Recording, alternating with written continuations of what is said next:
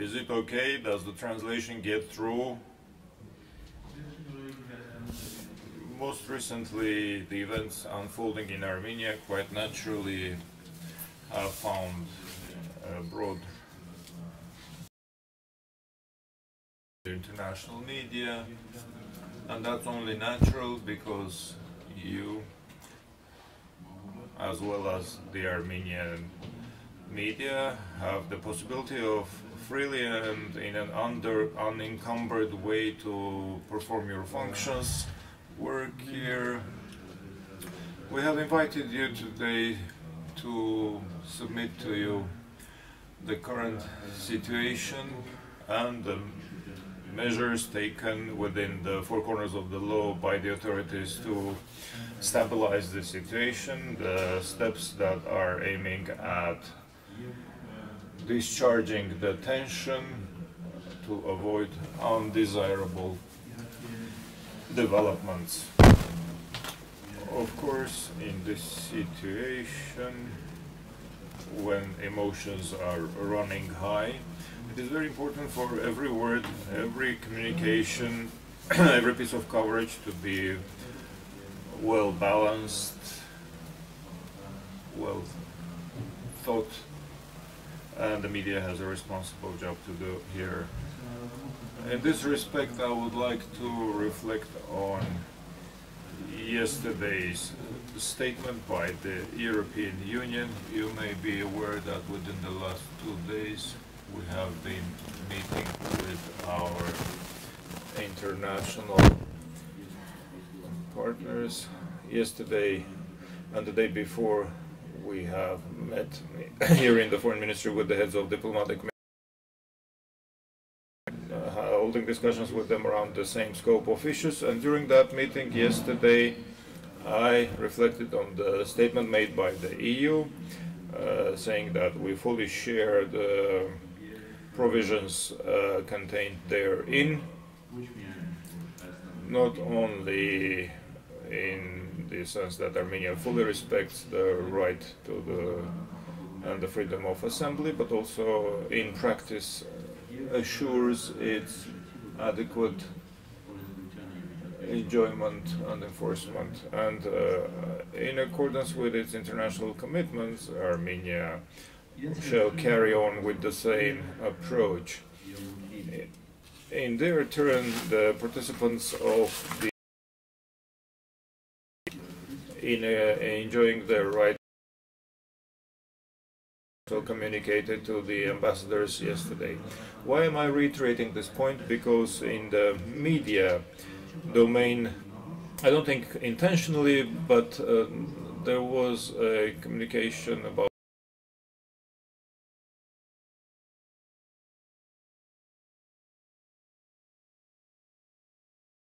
and the substance of this EU statement to the effect that the EU is making a call to immediately release everyone who was arrested.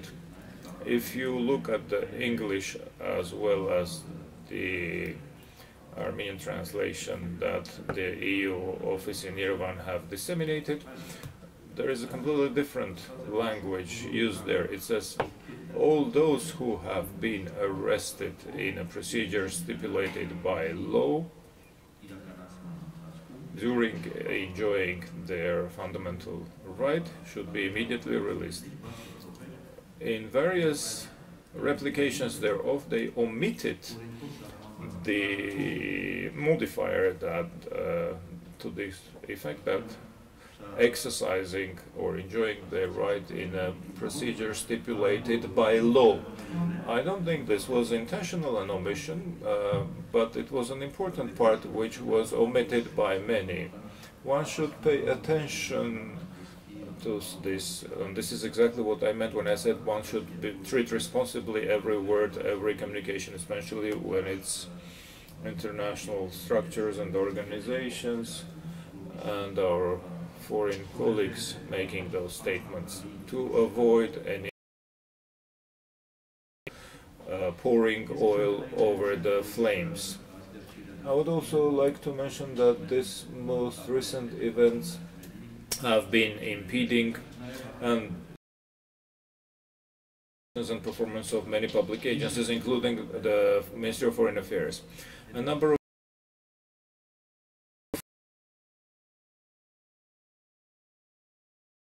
Ministry of Foreign Affairs has intermittently been blocked. Access and exit have been blocked, in fact.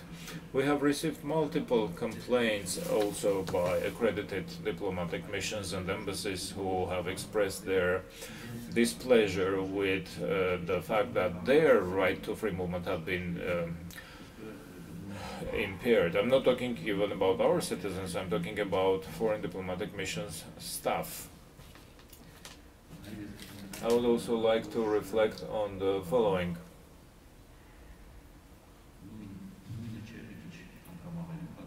The same or even worse has happened to the Armenian diplomatic missions abroad.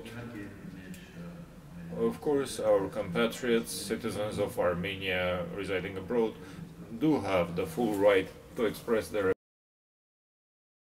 in Armenia, and the situation in Armenia, that's only natural. But nevertheless,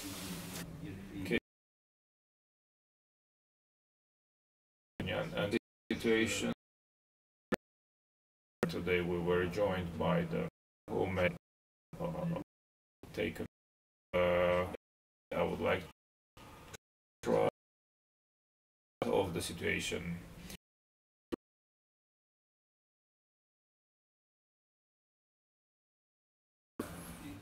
Peace will follow in any other countries to have maintained within the recent days have taken place without notifying the people who still enjoy that right, and the police assists the sure safety of those rallies, although this does not mean that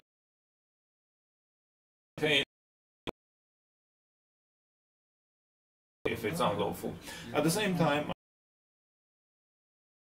police, these are the cases when the rally disproportionately infringes or restricts others' constitutional such a decision.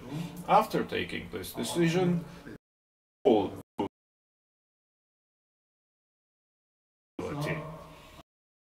and that we have disproportional almost every quite natural flows, pedestrian traffic may be, and this disruption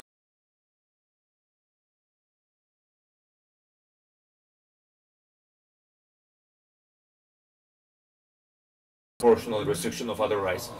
I could come up with other similar examples when a peaceful rally may disproportionately restrict others' rights. For example, noise in nighttime, noise during nighttime, potential quarters, constitutional rights. I am glad that yesterday, addressing the no translation. Discontent that we have extrapolated in the referred to about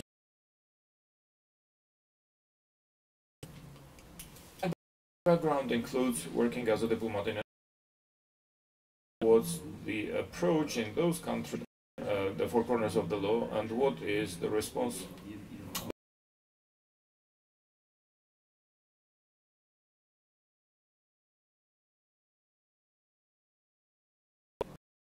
meetings with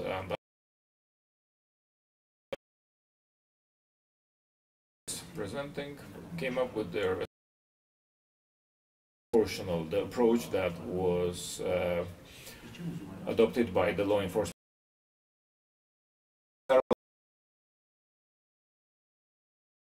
Their knowledge of how the response takes place in their own countries.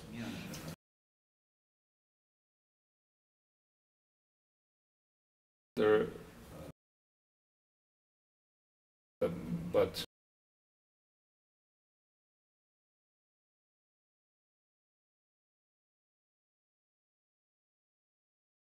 38 to be precise, statements. All of those 38 statements, the police of the Republic of Armenia on the freedom of assembly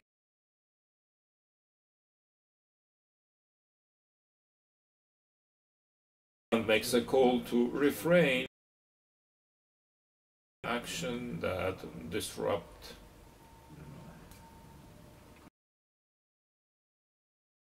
and respect others. Their rights also have to be respected. In the assembly, storming school, the presence of the going to instruct their students, to the children, to join the rallies. Of course, our law does not have an age cap on the involvement, but there are the International Conventions on Children's Rights, among others. This list could be continued. Like I mentioned, there's about 4 dozen statements published by the police where there is clear identification of the violations and infringements of the public order, as well as encroachments on private and public property and assets, including state-owned assets, which have taken place over these recent days. I almost drew the comparison you asked for, but I do not want to call any names of countries. It would not be appropriate. Please. Radio. Mr. Nalbandian, a member of the at this point. Is known at least you, which was distorted. That part quoted verbatim, you can already judge from it. It is talking about those who have exercised their right for the freedom of assembly according to the. You mentioned that the negotiations. Has there been any discussion with the Prime Minister? Thank you. You also witnessed yourself. Yesterday I told to the ambassadors, what is the country where you can summon a president or a prime minister, come over here and I'll meet you. Telling him this is stipulating the time and format for the meeting, imposing it upon the prime minister of public view. You know, it was reached that yes, of structures to have also look for a question have learned clearly demonstrates that that it has to be on the political plane. Ինչպես եք դուք նախատեսում հանգուցալուծումը այս ճգնաժամի Հայաստանում, եթե համարում եք, որ երկխոսությունը հնարավոր է, իսկ բողոքողները միայն հրաժարակ են պահանջում, ինչքանով է կարևոր, որպեսզի Հայաստանը մնա այս վարչապետի ղեկավարությամբ բողոքողների հետ երկխոսություն փնտրելիս. You know what, in Armenia, the reforms that have all the European Union, the OSCE, the Council of Europe, the Venice Commission, and so forth. As a result, this, in general terms, quite positively. That's common knowledge. I believe you are also aware of that. As a result, and in the continuation thereof, Armenia embarked on transition towards the parliamentary system of governance. Let me remind you that 1 year ago, during the parliamentary elections last year, there were people running for MP seats that are now opposing certain things. They run for the parliament seats, they became members of the parliament, and have for a certain time been working in the parliament as part of this new ideology of transition, transferring the governance system of the country onto a parliamentary one. At a certain point in time, and you're aware that even this faction has proposed its nomination for the president. It didn't materialize because it did not get any support even in the process of nomination. So they were taking part in all of the processes in this framework, and all of a sudden they came out against a certain result of the process, now claiming that everything has to be revised and changed. But the main message is that so these reforms that have been implemented in Armenia have received quite a positive assessment.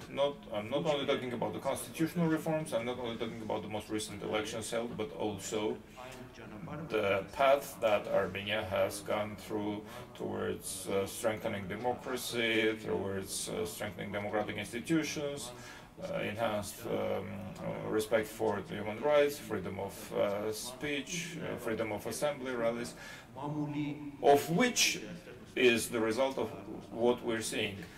We're sitting here in the foreign ministry for years on end. I'm meeting the media, and we invite everyone indiscriminately. We've never turned down any media outlet can freely operate, come here, ask their questions. This is also an accomplishment, isn't it? These are the accomplishments that the authorities of Armenia have referred to many times, and we keep saying that these are irreversible accomplishments, and of course Armenia shall continue along the same path. Of course there's discontent for a number of reasons. It's not only the fact that in particular these MPs are proposing certain things, and the authorities realize that in the sense that there are accomplishments, there are successes, there's omissions, and there are drawbacks, and there's a lot more yet left to do, not only in developing the economy, not only in social protection, but in many other areas as well, and even in the reforms themselves, in strengthening the democracy and some other aspects. Of course, it's a long and winding, arduous path. No country ever would have anyone claiming that they have reached the perfection and there is nothing left to improve, reform, or make better, whether it's the electoral system, whether it's the freedoms. You know better than me. If you're citizens of other countries, you know respectively that countries are all going through that. And there is the same applies to here. We also have certain discontent, and these issues have to be resolved through mutual understanding rather than reverting to street decision making, which may shake the foundation of the state, may impair or jeopardize, like they say,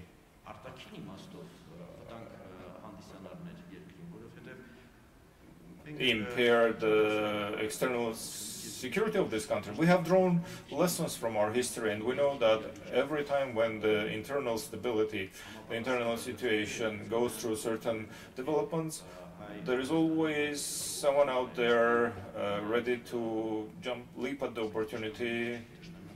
Not exactly enemies of this nation, but those who do not wish good to the Armenians. And it's not incidental that there's been communications within recent years that at the line of contact with Karabakh there is accumulation of Azeri troops.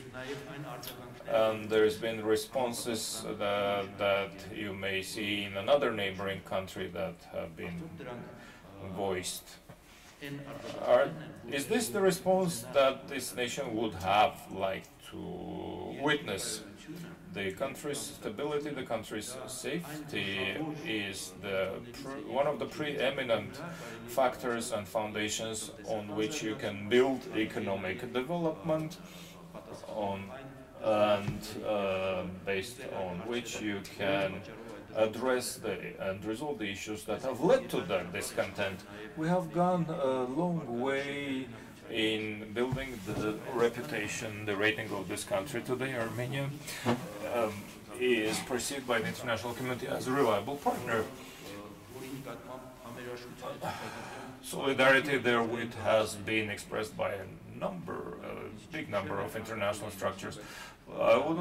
Let me recall Francophonie once again, a country who has just exceeded such serious organization as Francophonie for only 5 years, with 84 members, associate members and observers. This huge international structure, which represents more than 1/3 of the countries of the world, has entrusted Armenia with holding the summit and to head the organization for 2 years. And there are many other examples that could be quoted, in the meaning that, yes, we have of the Eurasian community, at the same time being, as they say, or maintaining very close cooperation and partnership with the EU. We have succeeded to sign the framework agreement, SEPA, last November. And you know, at the Munich Security Conference, Armenia was both parties as a best example that perhaps maybe not today, but in the near future others could follow. Because Armenia, being a small country, notwithstanding all the difficulties, succeeded truly to develop relations with all those who are ready and willing to develop these relations. And we're truly and genuinely an open country, and we mean it. I came up with only 2 examples, but there are numerous such examples that we have highlighted during the press conferences held here at the ministry. And let's take the regulation of the Nagorno-Karabakh conflict. Let's look at where we are now. We have reached a state when for years on end our approach is almost identical with that of the 3 Minsk co-chairs of the OSCE. The 3 co-chairs have a mandate for mediation in resolving the Nagorno-Karabakh. And these various countries, it's Russia, United States and France. This is very rare when the US and Russia have the same opinion on the resolution of the conflict. They're not proposing anything general. This is very serious project, and Armenia says, yes, we're ready and willing to go for a solution based thereof. And are these events going to help us in this? Of course, we failed to arrive at a resolution. Why? Because Azerbaijan turns it down. It doesn't turn down Armenia's or Karabakh position, it turns down the position of the international community. Today our position, and I think you understand it better than we do, because we have submitted it, supported with facts, our position is not only in unison, but is fully perceived and understood by the 3 co-chair countries which represent the international community as a whole. So in this context, this permutations, this creation of instability contains certain dangers also in this respect. Let me also mention that we are on April 23 now, today. We receive signals from abroad, from our compatriots, that there are certain people who would like to use, or rather abuse, April 24, which is the day of the commemoration of the victims of the Armenian genocide, to abuse it for other purposes, for their ends. This is not only unethical, because the Armenian nation, whether in Armenia or in the diaspora, has always been consolidated in the commemoration of the innocent holy victims of the genocide, rather than manipulate or abuse it for their political overtones. Thank you. That the dialogue at this point is deemed to be possible by you, but one of the parties claims that they only have one demand, the resignation of Prime Minister Saksan. Do you think it is at all possible for the Prime Minister to resign at all? Thank you. let's look at it. Although the question is simple, I think it is asking for a more in-depth answer. I do not believe that the acceptable answer would be no in no case, or the opposite, and if everything is possible in theory.